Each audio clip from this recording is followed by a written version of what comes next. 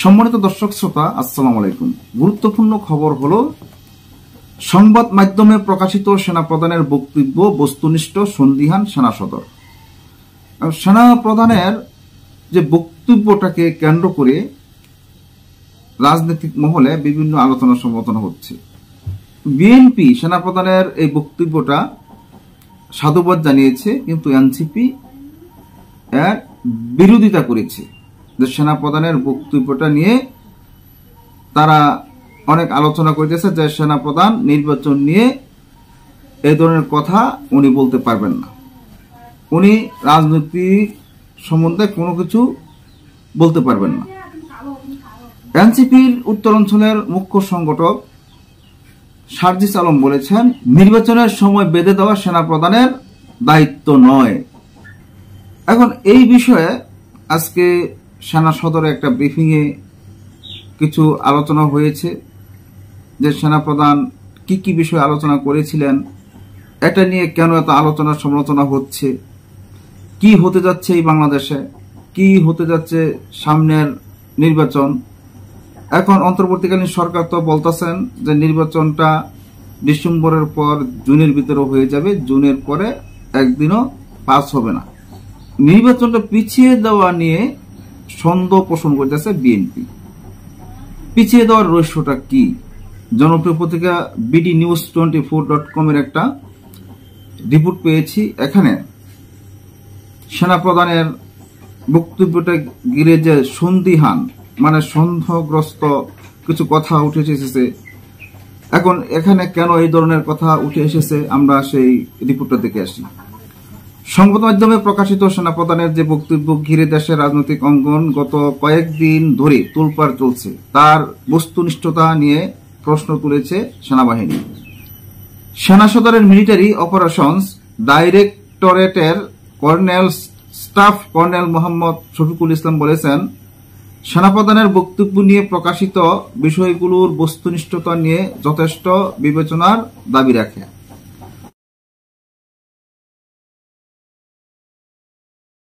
সেনাবাহিনীর কার্যক্রম নিয়ে সোমবার ঢাকা সেনানিবাসে আয়োজিত এক সংবাদ সম্মেলনে সাংবাদিকদের প্রশ্নের জবাবে তিনি একথা বলেন। প্রায় পৌনে 1 ঘন্টার এই সংবাদ সম্মেলনে Myanmar Arakan army, Rakhine corridor, সেনাবাহিনীর সঙ্গে সরকারের সম্পর্ক সহ নানা বিষয়ে প্রশ্ন করেন সাংবাদিকরা। কর্নেল শফিকুল ইসলাম ছাড়াও সেনা সদরের মিলিটারি অপারেশনস পরিদপ্তরের পরিচালক ব্রিগেডিয়ার জেনারেল মোহাম্মদ নাজিমুদ্দৌলা সেসব প্রশ্নের উত্তর দেন। দুই কর্মকর্তাই বলেন, দেশের নিরাপত্তা বিঘ্নিত হয় এমন কোনো কাজে সেনাবাহিনী সম্পৃক্ত হবে না। কি বলেছিলেন সেনাপ্রধান? গত 21 মে ঢাকা সেনানিবাসে সেনা প্রাঙ্গণে অফিসার্স অ্যাড্রেস অনুষ্ঠানে সেনাপ্রধান জেনারেল ওয়াকারুজ্জামান যে বক্তব্য দেন, সেখানে দ্রুত নির্বাচন আয়োজন ছাড়াও করিডোর, বন্দর সংস্কারের মতো বিষয় উঠে আসে বলে দেশে বিদেশে সংবাদ মাধ্যমে খবর প্রকাশিত হয়। ওই অনুষ্ঠানে সাংবাদিকরা আমন্ত্রিত ছিলেন না। সেনা সদর বা আইএসপিআর সেনাপ্রধানের বক্তব্য নিয়ে কোনো বিবৃতি বা সংবাদ বিজ্ঞপ্তিও দেয়নি। সংবাদপত্রগুলো সেনাবাহিনীর বিভিন্ন পর্যায়ের কর্মকর্তাদের বরাতে এ বিষয়ে সংবাদ প্রকাশ করে। সংবাদপত্রে সেনাপ্রধানের উদ্ধৃত করে আসা বিষয়গুলো মোটা দাগে এরকম: আগামী ডিসেম্বরের মধ্যেই জাতীয় নির্বাচন হওয়া উচিত বলে জেনারেল ওয়াকার অনুষ্ঠানে মন্তব্য করেন। তিনি বলেন, মিয়ানমারের রাখাইন রাজ্যে মানবিক করিডোর বিষয়ে সিদ্ধান্ত একটি নিবেদিত সরকার থেকে আসতে হবে এবং তা বৈধ প্রক্রিয়া অনুসরণ করেই হতে হবে। চট্টগ্রাম সমুদ্র বন্দরের নিউমুরিং কন্টেইনার টার্মিনাল পরিচালনা দায়িত্ব বিদেশিদের হাতে দেওয়া নিয়ে তিনি বলেন, রাজনৈতিক সরকারের মাধ্যমে এ ধরনের সিদ্ধান্ত নেওয়া উচিত। এখানে স্থানীয় মানুষ ও রাজনৈতিক নেতাদের মতামত প্রয়োজন হবে। সংস্কার প্রসঙ্গে জেনারেল ওয়াকারুজ্জামান বলেন, কি সংস্কার হচ্ছে, কিভাবে হচ্ছে এ বিষয়ে তিনি কিছুই জানেন না। এ বিষয়ে তার সঙ্গে কোনো পরামর্শ বা আলোচনা করা হয়নি। সেনাপ্রধান বলেন, জুলাই আগস্টের ঘটনা নিয়ে জাতিসংঘের প্রতিবেদন সম্পর্কে সেনাবাহিনী কিছুই জানত না। এ বিষয়ে জাতিসংঘকে সেনাবাহিনী জিজ্ঞাসা করলে তারা জানায় সরকারকে জানানো হয়েছে, কিন্তু সরকার সেনাবাহিনীর সঙ্গে পরামর্শ করেনি। অনুষ্ঠানে জেনারেল ওয়াকারুজ্জামান মব ভায়োলেন্স বিরুদ্ধে কঠোর বার্তা দেন।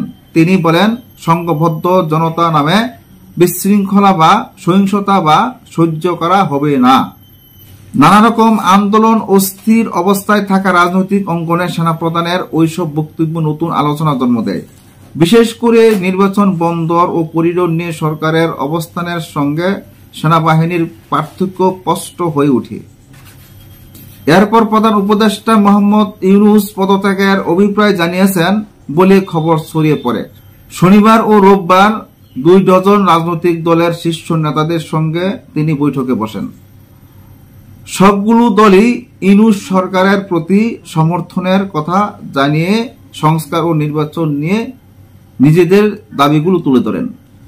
সেনাপ্রধান যে কথাগুলো বলেছেন অত্যন্ত গুরুত্বপূর্ণ কথা বলেছেন। এই কথাগুলো এক দল আছে মেনে নিতে পারছে, আরেক দল মানে নিতে পারছে না। এখন এই নিয়েই আজকের সত্য মিথ্যা এখানে প্রমাণিত হয়েছে।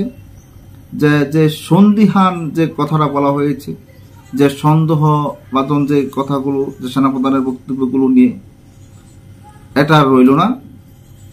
এবং বিএনপি কিন্তু সেনাপ্রধানের এই বক্তব্যগুলো খুবই গুরুত্ব দিচ্ছেন এবং সাধুবাদ জানাচ্ছেন। এনসিপি নেতারা এটা নিয়ে খুবই বাড়াবাড়ি করছেন এবং ওনারা চাচ্ছে না সেনাবাহিনী এই ধরনের বক্তব্য দেখ এবং সেনাপ্রধানের নির্বাচন নিয়ে যেন কোনো কথাবার্তা না বলেন। নির্বাচনের সময় বেঁধে দেওয়ার দায়িত্ব সেনাবাহিনীর নয়, এমন কথা বলেছেন সার্জিস আলম। আজকের মতো এখানেই শেষ করছি। আল্লাহ হাফেজ।